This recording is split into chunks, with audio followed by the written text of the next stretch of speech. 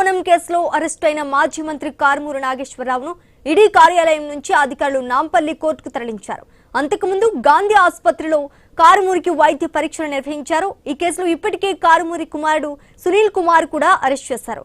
మద్యం రవాణా కాంట్రాక్ట్ లో భారీగా అక్రమాలు జరిగాయని ఈడీ అధికారులు గుర్తించారు. ఇప్పటికే కారుమూరికి చెందిన 87.7 కోట్ల ఆస్తులను ఈడీ జప్తు చేస్తుంది.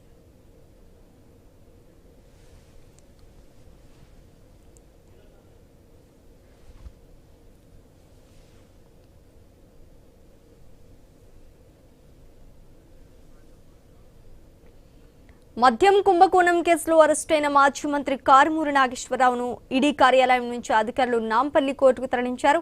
అంతకుముందు గాంధీ ఆసుపత్రిలో కారుమూరికి వైద్య పరీక్షలు కూడా నిర్వహించారు.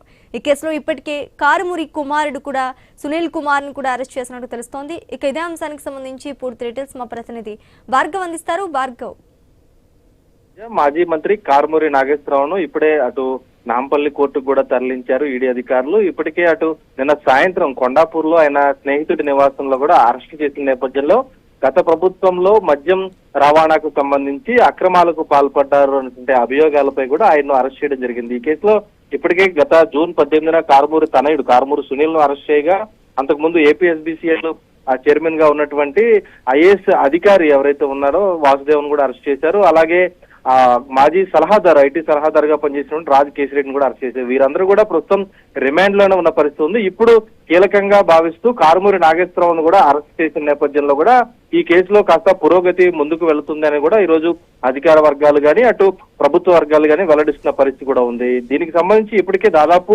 150 కోట్లకు పైగానే అవినీతి అక్రమాలకు ఈ ఘటనలో కూడా ఈ కేసులో కూడా పాల్పడ్డారంటూ కూడా ఆయన పేద కేసు నమోదు చేయడం జరిగింది. ప్రధానంగా వారికి ఉన్నటువంటి షెల్ కంపెనీలు ఏవైతే ఉన్నాయో ఆ కంపెనీలను ముందు పెట్టి వీరు అక్రమాలకు పాల్పడ్డారు. మద్యం రవాణాలో 19 రూపాయలు ఉండాల్సిన ఆ రవాణాకి కిలోమీటర్ కి దాదాపు 30 రూపాయలకు పైనే వేస్తూ కూడా వారు అవినీతికి పాల్పడ్డారు. అందులో 28 కోట్ల తీసుకున్నారు అనేటువంటి అభియోగాలను కూడా ఈ రోజు ఈడీ అభియోగాలను కూడా మోపడం జరిగింది. ఈ తరుణంలోనే కారుమూరి నాగేశ్వరరావు చేశారు. ఉదయం గాంధీ ఆసుపత్రికి తీసుకువెళ్లి వైద్య పరీక్షలు చేశారు. అనంతరం ఇప్పుడు నాంపల్లి కోర్టుకు తరలించడం కూడా జరిగింది. అయితే దీనికి సంబంధించి పూర్తిగా కూటమి ప్రభుత్వం కక్షపూరితంగానే ఇలా మాజీ మంత్రులను గానీ వైసీపీ నేతలను గానీ అరెస్ట్ చేస్తుందంటూ కూడా వైసీపీ నుంచి కూడా ధిక్కార స్వరం వినిపిస్తున్నటువంటి పరిస్థితి కూడా ఉందని చెప్పుకోవచ్చు. ఎందుకంటే దాన్ని పూర్తిగా ఖండిస్తూ కూడా ఇప్పటికే అటు మహాది విష్ణు గానీ ఇతర వర్గీయులు అలాగే పశ్చిమ గోదావరి జిల్లాలో ఉన్నటువంటి ఆ వైసీపీ నేతలు కూడా ఖండించడం జరిగింది. కావాలనే కక్షపూరితంగా బడుగు బలహీన వర్గాలకు చెందినటువంటి వైసీపీ నేతలపై ఈ విధమైనటువంటి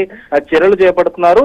కేవలం కోణంలో చూడాల్సినటువంటి అంశాన్ని రాజకీయ కోణంలో చూస్తూ ఈ విధంగా కేసులు మోపారంటూ కూడా వైసీపీ నేతలైతే మండిపడుతున్నటువంటి పరిస్థితి కూడా ఉంది. అయితే ఈడీ అధికారులు మాత్రం తమ వద్ద పూర్తి ఆధారాలు ఉన్నాయి. కారుమూరి నివాసంలో సోదాలు చేసినప్పుడు కానీ వారి నుంచి డాక్యుమెంట్లు స్వాధీనం చేసుకున్నప్పుడు కానీ ఏదైతే వారి కంపెనీలు ఏవైతే ఉన్నాయో సిగ్మా కంపెనీ నుంచి ప్రసాద్ కన్స్ట్రక్షన్ సంబంధించి కూడా తరలించారు. ఈ కంపెనీ నుంచి రవాణాకు సంబంధించి ఈ తరుణంలో అది ఆయన తనయుడికి సంబంధించిన కంపెనీయే కాబట్టి ఖచ్చితంగా ఇందులో రాజకీయ కోణం కాదు, ఖచ్చితంగా తమ వద్ద ఆధారాలు ఉన్నాయనేది కూడా ఈ రోజు ఈడీ అధికారులు కూడా స్పష్టం చేస్తూ మరి కాసేపట్లోనే నాంపల్లి కోర్టులో కూడా హాజరుపరచబోతున్నట్లయితే మనకు తెలుస్తుంది.